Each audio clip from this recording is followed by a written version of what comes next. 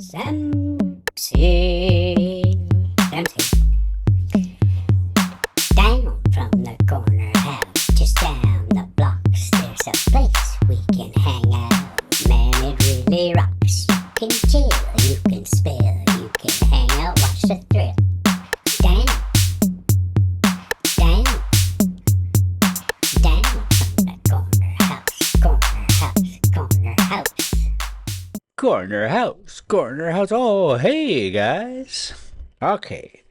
Aepyornis Island. Here we go. We got part 3 coming up. Now, when we left this thing off, the guy was talking about how he had collected them eggs and they dropped one and they ate it and blah, blah, blah. He left his 2 heathens down at the boat while he went up to make coffee, and I think that's how he ended up losing his boat.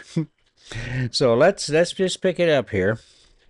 Well, we put him on the boat, and then I went up to the tent to make some coffee, leaving my 2 heathens down by the beach, the one fooling about with his sting and the other helping him. It never occurred to me that the beggars would take advantage of the peculiar position I was in to pick a quarrel. But I suppose the centipede poison and the kicking I had given him had upset the one. He was always a cantankerous sort, and he persuaded the other. I remember I was sitting and smoking and boiling up the water over a spirit lamp business I used to take on these expeditions. Incidentally, I was admiring the swamp under the sunset. All black and blood red it was, in streaks, a beautiful sight. And up beyond the land rose gray and hazy to the hills, and the sky behind them red, like a furnace mouth.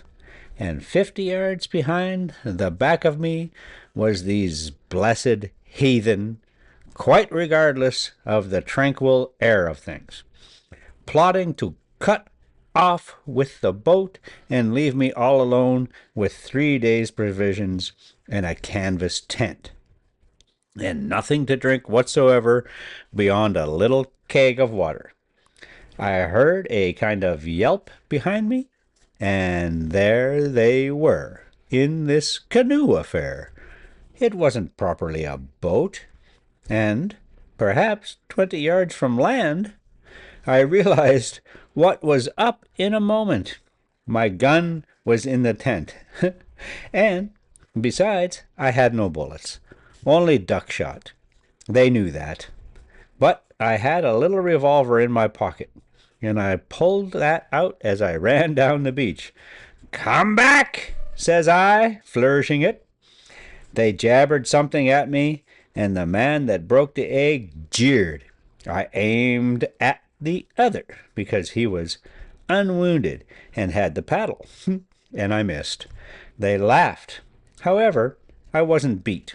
I knew I had to keep cool, and I tried him again and made him jump with the wang of it. He didn't laugh that time. The 3rd time I got his head, and over he went, and the paddle with him. It was a precious lucky shot for a revolver. I reckon it was 50 yards. He went right under. I don't know if he was shot or simply stunned and drowned. Then I began to shout to the other chap to come back, but he huddled up in the canoe and refused to answer.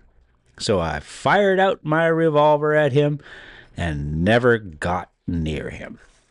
I felt a precious fool, I can tell you. There I was on this rotten black beach, flat swamp all behind me, and the flat sea, cold after the sun set, and just this black canoe drifting steadily out to sea.